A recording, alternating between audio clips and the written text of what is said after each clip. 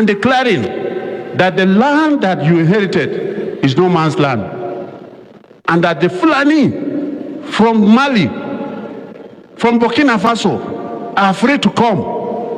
Didn't you hear Buhari declare that they can come without visa?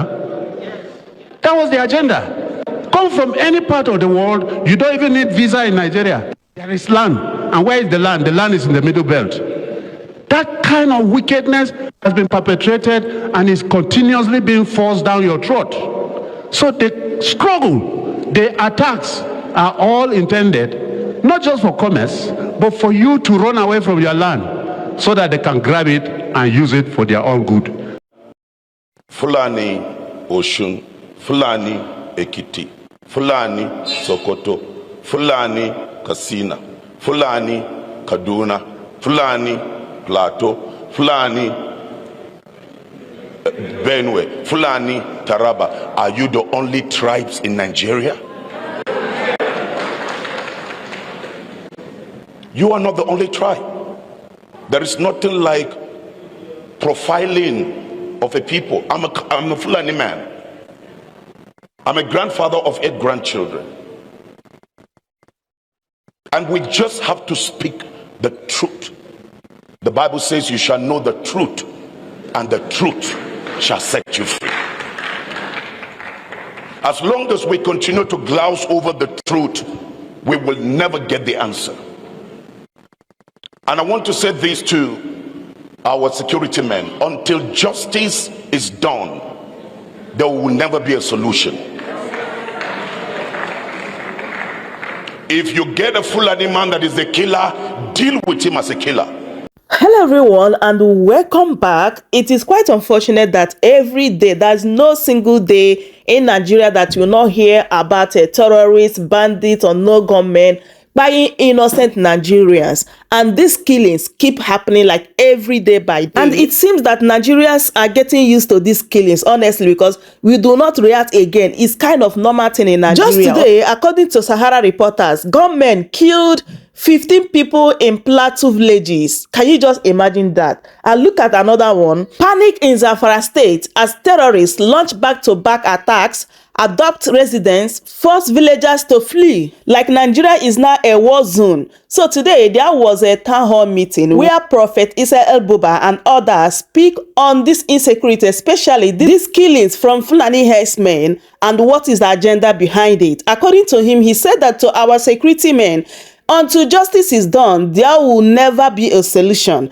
If you get a Fulani man that is a killer, deal with him as a killer. Do not give certain people advantage over others. Exactly. If these terrorists and bandits, like our security men, have been treating them like bandits and terrorists, by now insecurity could have reduced. But rather, we now have repentant Boko Haram, we now have repentant terror, and even negotiating with them. My people, where do we go from here? And the harm Buhari caused, even though that we say we should not, speak evil or ill against the dead, but Buhari contributed like what we are seeing today in Nigeria, how he called all the Fulani all over the world to come to Nigeria and occupy Nigeria. Today, look at what is happening in Nigeria. Let me allow you guys to just take a listen and hear everything they discuss in this particular town hall about insecurity and the way out. Take a listen, my people. From the formation of Nigeria, Nigeria has been wicked to the Middle Belt. Every negotiation about even our constitutions, the Middle Belt is never invited to the negotiating table. The discussion takes place. In fact, they will elect one emir. In those days, it used to be the premier, the sultan, that will go and represent all of you without even hearing from you. From 1948, all the constitutions and constitutional conferences were attended on your behalf. None of your traditional rulers attended. That is how wicked Nigeria has been to the Middle Belt. You have never been invited to the discussion as to what you want in Nigeria. The closest we got was the 2014 conference, where representatives from our native indigenous communities were invited to the discussion. But you can see that because we were part of that discussion, report of the National Confab has been defeated, has been maligned, was pushed to the ground, and has never been used. So we thank New Central for giving the Middle Belt a face and an opportunity to discuss and to discuss at the national platform. Secondly, we want to just mention 2 things or 3 that are responsible for all this fight. There is an international conspiracy to grab land. Forget all the issues that anybody will talk about. It is the fight for the land. And again, Nigeria as a country has been unfair to the Middle Belt. Because if you go to the south, they call it Yoruba land, isn't it? If you go to the east, it is Igbo land. Have you heard that? If you come to the Middle Belt, they say it is no man's land. That is the only land that they can take. For instance, we have the FCT. Everybody from any part of Nigeria can become minister of the FCT and grab all the land there and allocate to his cronies. And that is why when Wike became minister, some people protested. Do you know why they protested? It was because for the first time, one of their brothers will not be sharing land to them in Abuja. The entire indigenous communities in Abuja have been chased off the land. And strangers are sharing the land in the FCT, which is part of the Middle Belt, anytime, anyhow they want. Every minister comes with a list of 500 people from his village and allocates land to them. When they realize that they cannot take this land by wayo, they employ violence. And this violence is what you are seeing in different places. And what is it? It comes from our laws. The Land Use Act is a criminal legislation because it gives your land that you inherited from your father, it gives it to the governor of your state. So governors that have been hostile to the Middle Belt are busy sharing this land and declaring that the land that you inherited is no man's land. And that the Fulani from Mali, from Burkina Faso, are free to come. Didn't you hear Buhari declare that they can come without visa? That was the agenda. Come from any part of the world, you don't even need visa in Nigeria. There is land. And where is the land? The land is in the Middle Belt. That kind of wickedness has been perpetrated and is continuously being forced down your throat.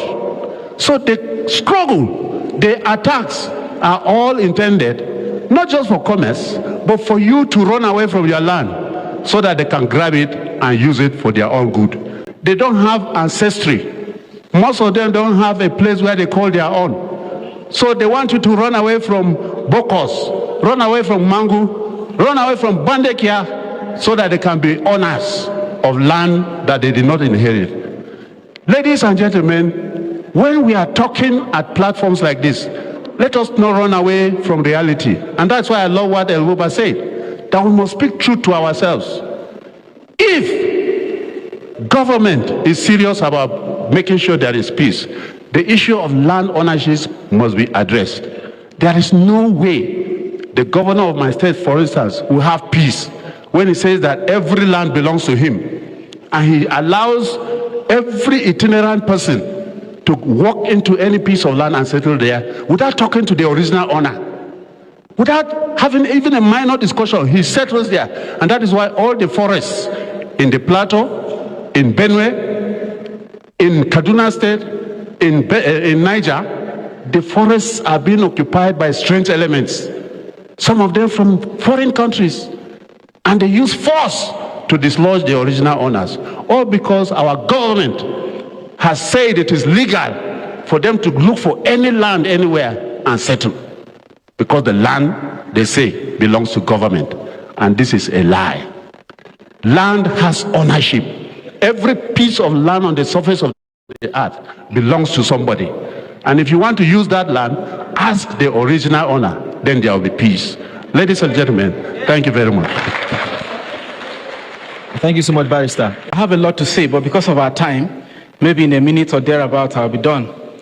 I founded Middle Belt Times in 2021, even though I've been reporting the crisis in the Middle Belt since 2013. And why I became a journalist, I call myself an accidental journalist because I wasn't trained as a journalist. I read computer science. But when it became critical to my people that there was an agenda against us, and the mainstream media shy away from it. In 2017, for instance, there was an attack in Bakin Kogi, Kaninkong. And Channels TV, I'll mention names, said 7 houses were burnt and 4 people were killed. I left Port Harcourt to southern Kaduna. I counted 150 houses, and I saw a mass grave containing 21 persons. So the media is also complicit in what is happening in the Middle Belt. Thank God for News Central for what you're doing. Unfortunately, you are very young. You started in 2017 or thereabouts. But these atrocities have been going on for many years. Before I founded Middle Belt Times, let me tell you why. I was writing for various platforms. And sometimes when I write my stories, they will tell me that these guys are not terrorists. They are unknown gunmen or they are bandits. And one day I spoke to an editor. I said, look, sir, don't publish my story. And in 2019, of course, because if you must speak the truth as a journalist in this country, then you must be ready to face the consequences. 2019, I spent 162 days in prison for my uncompromised reportage. And when I was stepping into Kaduna prison, the first thing I wanted to see were the terrorists that have been terrorizing our people. I didn't find any. A few I found, including the ones who killed the Agwam Adara in 2018, they were looking better than me that was coming from outside in the prison. When I got to prison, I saw a lot of young men from southern Kaduna who were standing trial for simply trying to defend their communities. I wept bitterly. And the aggressors are not in prison. That is injustice, are not in prison. That is injustice. So anytime we gather to talk about peace, and that is why I'm not an advocate for peace building. Sorry to say this. Sorry to say this. I'm an advocate for justice. Because the peace we are trying to force down the throat of the people is the peace of the graveyard. I call it the peace of the jungle, where the smaller animals are afraid of the lion, so they have to behave. Until we are able to look at ourselves face to face and be frank enough to tell ourselves that, look, you are wrong. I heard my dear sister, Mariam, saying ethnic profiling. That's not true. In 2021, the executive governor of Katsina State, Bello Masari, said that the so-called bandits are Fulanis like him and they are Muslims like him. The Sultan in 2022, during the inauguration of Magban in Abuja Central Mosque, he said that Magban should call the Fulanis to order for banditry. I didn't say it. So should we now say that the Sultan was ethnically profiling the Fulanis? No. As a science student, I was taught that the problem is known. You can't find a solution. And we know the problem, but we are shying away from it. So for some of us, we've sacrificed a lot and we'll continue to do it. I heard somebody say we have one life. And truly, if I die speaking the truth, I die a honorable man. Thank you so much. Defining the perpetrators, giving a context to what we term as the perpetrators of these very violent and barbaric attacks by all standards that have been orchestrated chiefly within the central region of Nigeria for more than 20 years. As far as I know, I actually joined the profession as a conflict reporter in 2008, and I have been taking the risk, going to various communities, interacting with survivors, interacting sometimes even with the so-called perpetrators of, those who have been implicated in the attacks. And I have gathered a chasm of evidences that have unfortunately put me out for targeting, both by members of the security agencies and also the terrorists themselves. In 2020, I faced one of the biggest ordeals in my life after surviving multiple ambushes when the DSS put me behind bars, interrogated me for more than 2 days for simply exposing plans by terrorists to launch mass attacks in multiple communities south of Jos, the capital of Plateau State in Nigeria. Today, I like to say that by all standards and by all accounts, the attacks have been credited. Underline the word credited. We are not saying they have, but all the witnesses and all the investigations that have been conducted both by independent bodies and also members of the security agencies point to the the Fulani tribe. Now, for context, the Fulani is a large ethnic group, granted, with membership of more than 35 million across Central and West Africa, and around 10 million in Nigeria. The Fulani group has been very successful in politics, in trade and education, etc. However, a radical faction, a jihadist faction of the Fulani group has been implicated in thousands of genocidal massacres in Nigeria. In the last in recent years, according to non-profits, multiple non-profits, which have been investigating these attacks, the Fulani is responsible for 6 times more deaths, Christian deaths, than Boko Haram. And I dare to say that their victims are not only Christians and are not only non-Fulani members. If you are a Fulani man and you challenge these atrocities, you are also a target for attacks. If you are a Muslim and you challenge these atrocities, you are a target for attacks. And I have lost countless friends who are not from my tribe and who are not from my religion for simply standing up to challenge status quo and challenge their members who oppose these threats. Now, I'm not saying that there are no terrorists or there are no bandits or criminals in other ethnic groups, but when all fingers tend to be pointing in one direction, something needs to be done really urgently. In the course of doing my job, like I said, I have had the privilege of meeting and interacting with different people, multiple people, among whom are of initiative which has had boots on the ground and helping thousands of survivors, among many others. I have also had to meet with members of the security agency, some of whom have been very honest and brutal with me as far as the situation is concerned and how helpless they themselves are. And of course, those of them who have decided to throw caution to the wind and intimidate and sometimes even threaten us with death. I have again met and interacted with the very victims, the people at the heart of these attacks. I'd like to mention just a few of them. One of them is by name Webum Alfred. Now, this person is just 1 year old, and at this very tender age, he would never have the opportunity to enjoy or feel the warmth of his mother or the love of his father, never. Reason being that they were all killed in an attack that claimed more than 17 people in the south of Jos on the 24th of July. In the village where that attack occurred, residents were merely reeling from a terror attack that killed more than 200 people during the Christmas season in 2023. In that village of Chirang, in the Bokos local government area of Plateau State, more than 40 people, including women and children, were slaughtered in a stream where they were trapped while trying to escape, the terrorist attacks. Another victim, just a day prior to that attack that killed more than 40 people in Chirang village, and of course escalated to 36 other villages claiming more than 200 people, Purity Panmun Danat, a 3-year-old, watched in horror as the terrorists slashed and slaughtered her parents and her entire family. Her mother, her father, her 4 siblings, her uncle, his wife, and 3 children were all slaughtered. No trace of this girl's family or generation is now left. except she.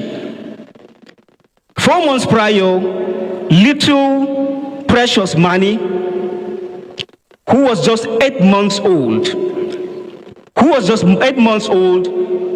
was shot in the back. The bullet that pierced through her back busted out through her belly and killed her mother. Again, Precious ended up becoming the sole survivor of an attack that claimed her entire family. Her father, her mother, and 5 siblings all wiped out. Yet, somebody sits in front of cameras and microphone, locally and internationally, and tells us that these are mere clashes between sedentary farmers and semi-nomadic cattle haulers. And I ask, is it a clash when pregnant women are slaughtered in the dead of the night in their sleep, with their bellies ripped open and their fetuses smashed on the wall or on the ground or slashed with machetes? Is it a clash when a farmer simply who's simply preparing his food crops is attacked on his farm and slaughtered without a trace? And is it a clash when farmers that belong to the same ethnic group or the same religion are spared, and herders that belong to another group are attacked? In other words, Christians who are herders or who own cattle and livestock have been slaughtered. Time, please. Muslims who are farmers in some instances, as long as they identify with the ideology, have been spared and isolated during the attacks. We need to ponder on these questions and initiate steps, measures that seek to unravel the real cause and the intentions of these genocidal attacks. We share every trait with every other global terrorist organization that I have met. All these things that they do, slashing babies, slashing innocent women and children, raping and even taking women, female hostages for sex slavery, have been done all while shouting Allahu Akbar to celebrate their victory. Is that a clash? Thank you very much. Fulani Oshun, Fulani Ekiti, Fulani Sokoto, Fulani Kasina, Fulani Kaduna, Fulani Plateau, Fulani Benue, Fulani Taraba. Are you the only tribes in Nigeria? You are not the only tribe. There is nothing like profiling of a people. I'm a Fulani man. I'm a grandfather of 8 grandchildren. And we just have to speak the truth. The Bible says you shall know the truth, and the truth shall set you free. As long as we continue to glouse over the truth, we will never get the answer. And I want to say this to our security men: until justice is done, there will never be a solution. If you get a Fulani man that is a killer, deal with him as a killer. If you get a Bureau man that is a killer, deal with him as a killer, and this will come to an end. But you don't give certain people advantage over other tribes. I respect the people that have hosted me, even though I am an indigene of Plateau State, because I was born here. My children are grown up. I have 8 grandchildren. But yet we respect the people we met on ground. In Maiduguri, my hometown, the people that come to meet us respect us. When the Boko Haram thing started in Maiduguri, it was us, the indigenes, the people, the Kanuris, who came together and said, this thing is among us. And then we started getting on, and then we raised the civilian JTF. That was how Boko Haram was dealt with. Kanuri man will bring his own children and said, Gashina ena chikin Boko Haram. And that was how we dealt with it. Miyetti Allah Association, 80% of the responsibility of the genocide is on you. You have the 80% answer.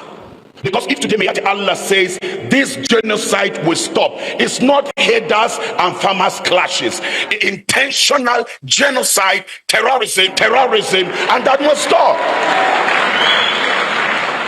It must stop. I'm not happy to move as a Fulani man and my tribe is being profiled. My children, when they travel out and Fulani, here Fulani, there Fulani, I am a proud Fulani man. I am a proud Kanuri man. It's just like when Boko Haram started. We're not proud of it. Why should it be from Borno State? But then we decided to fight it. I am here to say, Nigeria, we are not honest to ourselves. Dear brothers and sisters, I sat, listened, and watched. We started with nuclear crisis. That is person to person.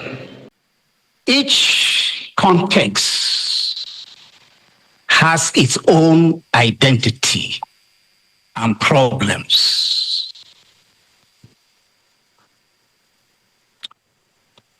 And when you are giving report, we don't know which level that those who are listening will be able to measure the impact of your report.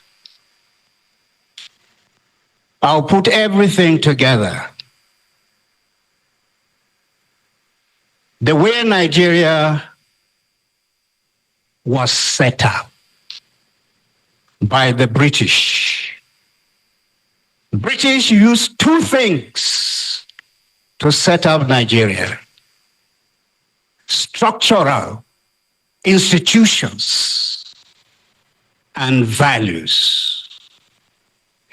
The Nigerian nation that we are proud of, the British and those who inherited government from the British, they are the custodians of institutions and structures of injustice.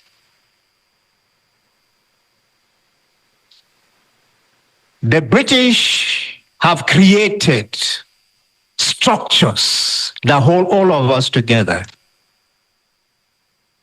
We're only revolving around how created that hold all of us together. We're only revolving around, and then the values. The values simply means the way you see things, the way you understand things, the way you interpret things, and the way you apply things. The values are there. What they planted is exactly what we are passing through today. There's nothing new.